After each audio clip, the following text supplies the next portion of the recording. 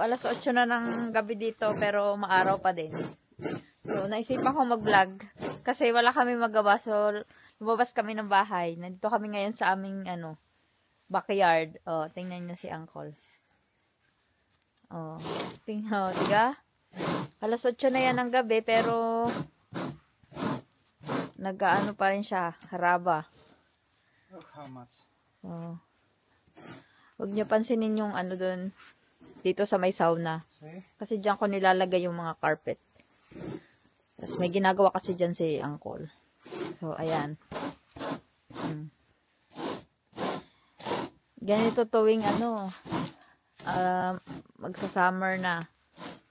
So, alas 8 ng gabi, tahimik na dito. So, kaming dalawa nandito sa labas. So, ayan. Yun yung ginagawa niya. Oh. Inaalis niya yung mga, natuyo na mga damo. Kasi lalagyan niya dyan ng seeds. Grass seeds. Seeds there. So, That's my ayan. pot. Bumili kasi siya kahapon ng grass seeds. So, hindi pa kami naanto. Kasi tingnan nyo naman, sikat na sikat yung araw, oh. Diba?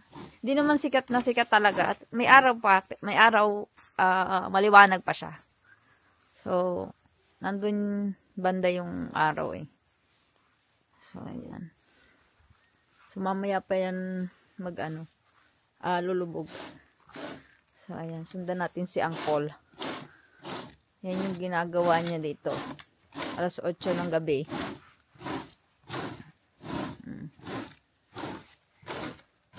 So, ako, ayan. Inaantok. Ayan si Uncle. Oh. Why it's in here? Oh.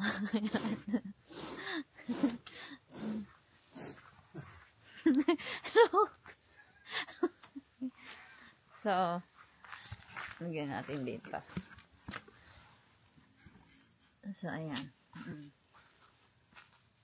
Talungan ko daw siya. There, here? There, right? These parts put somewhere. Ito yung ginawa niya dito, project. Wala na. It's a bit, cold. Onko? Really? Cold a bit. Cold a bit. We need to make terrace there so we can sit there in the evening time. Yeah.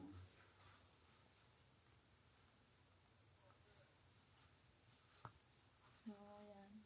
Wala nang katao-tao dito sa labas. Kami lang dalawa.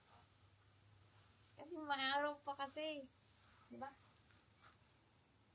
See? Maliwanag pa. Bright. See? Better that you are not sleeping in the inside. But I feel a bit Better to come here. Better to come here. So, medyo malamig na. Pero wala akong gloves. Di ba? Summer plug. Yeah. So, yan lang. Grass growing check-up. Okay, today is what? 10th of the May. Yeah. And the grass is looking like this. You Tas, can saw the grass. where? Pakita daw natin. Ayan yung kanyang Not yet totally covered from the parang may winter. mga kalbo-kalbo pa dyan kasi gawa yan ng winter. Pero yung iba, malago na. Pero dadagdagan pa niya yan ng grass seeds. So, dito, okay. Yun nga lang, hindi pantay yung pinakalupa niya. Dito, kalbo pa. So, dadagdagan pa niya yan ng hindi pa naman kasi ngayon totally spring. Hindi pa naman totally summer ngayon. Spring pa lang. So, syempre, tutubo pa yan kasi, syempre, magpa-positive pa naman yung weather. So, wait lang si Uncle. Excited kasi lagi siya eh. So, ito, sige, tingnan natin tong isa. So, yan yung project niya ng nakaraang araw. So, nilagyan niya dyan ng mga piraso ng kahoy. Ano? Parang ganyan siya. Yan. What is the purpose of this? But the weeds are not growing, Ay. and grass is not growing in that place too much. Mm. So with the lawnmower, I can drive more far away. I don't need to hit in the tree. So, yun daw yung purpose niyan. Dati kasi walang ganito, yung brown. Ngayon nilagyan niya na kasi para hindi, pag nagmo-mower siya, so hindi masasagi yung mga tangkay ng halaman. So, yan yung, maganda din naman yung naisip niya na project. So, yan, mga auntie girl yung kanyang grass. Dito, mas maganda yung grass kumpara dun sa kabila kanina. So, dito naman, ito yung, kung mapapansin nyo naman dito, That was the before. ay, may square siya. Kasi, yung planting box, yan, dito yan dati nakalagay. So, inalis namin, nilagay namin dun kasi, may simento kasi dun. Tapos dito, para tumubo din yung mga damo. So, lalagyan, ayan, may na pala dito, mga grass seeds. Tapos dyan naman sa tabi, yan yung gapangan niya ng herne o nung beans na tinatanim yung summer. So, hindi namin tinapon yun.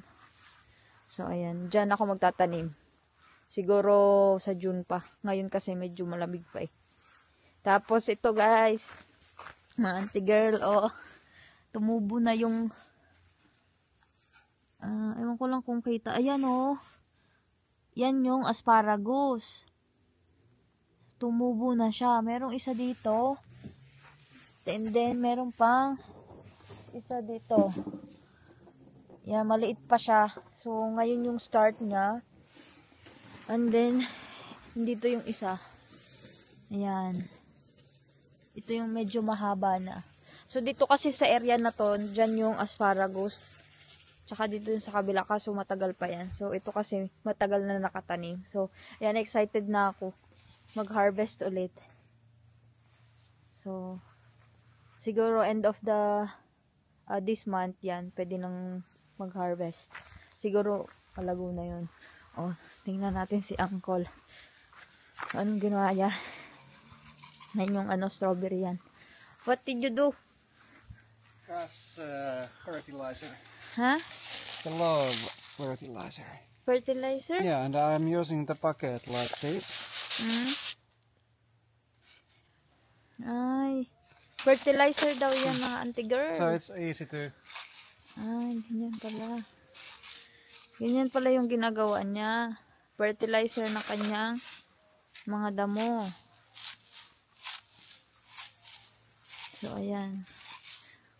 Para siyang, kung may fish pan dito, para siyang napapakain ng mga isda. Meron kami dito mga kapitbahay, kasi yung iba hindi namin mga kilala. Mga oldies. So, ayan. Ayan yung ginagawa niya.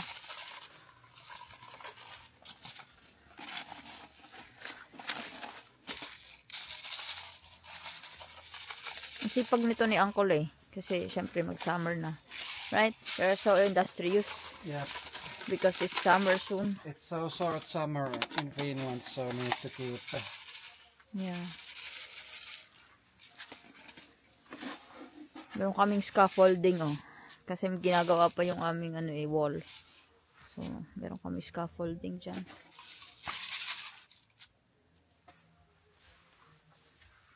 We need to listen from here their music. Right. Astig yung ng kapitbahay namin. Ang lakas ng music. Alas 8 pa naman kasi. Kaya okay lang. Pero pag tungtong ng alas 10 dito, hindi na pwede. Bawal na yung mga malakas na tugtog.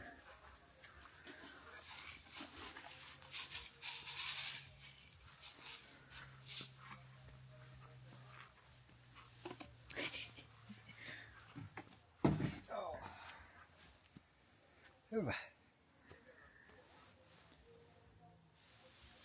We need to also have our own party here. Huh? When the house is ready, we need to make the own party also here. Yeah, maybe.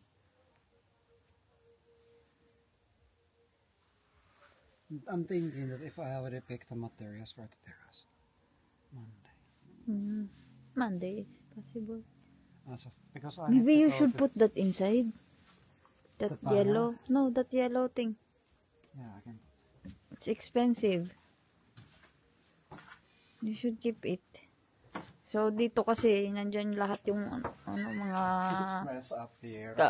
gamit. It's so messed up because too many things. Daming because we gamit are dito. renovating. Dito kasi lahat nakaimbak eh. Kaya ganyan kagulo. Pero, syempre, ano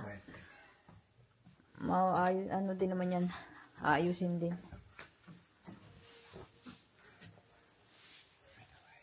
Renovating si Uncle. See, it's summer now. Eh, They are outside, so we are also saya talaga ni Uncle. the neighbors. Yeah. Music. I don't know if it's here in the video, but the neighbors. Yeah, I don't know if it hears. Let's see. Yan yung apple namin, no. Matagal pa yan tutubo. Bali, dalawa. Ito yung masarap na apple. Yung isa kasi hindi masyado malutong. So, ito yung masarap na apple.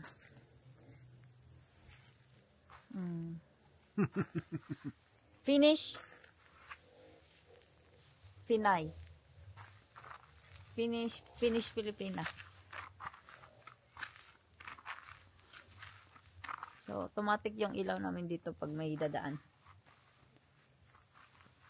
Ayan. Wala, hindi pa kasi kami inaantok eh, kaya nandito kami sa labas. Pero malamig. Hey, you should turn off the lamp there in the sauna. We need to save the electricity. Oh. Right. So, yun lang. At medyo malamig na. What kind of evening update? Yeah, evening update. So, yun lang mga auntie girl. Papasok na ulit kami sa loob kasi medyo malamig na dito sa labas. So, thank you for watching. Please like and subscribe. Spread love, no hate. Bye!